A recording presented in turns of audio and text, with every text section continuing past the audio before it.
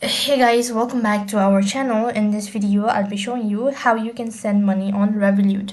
In order to send money on Revolut, you'll have to first of all log in into your Revolut account and make sure that you have enough funds.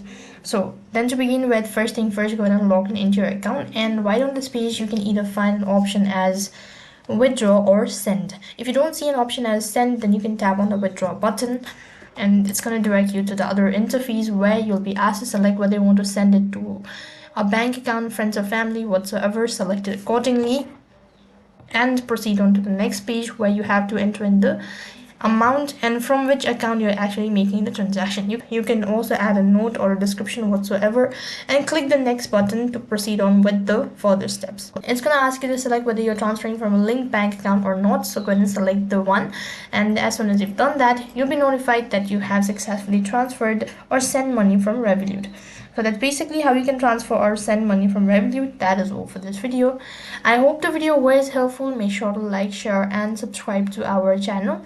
Thank you for watching. See you in the next video.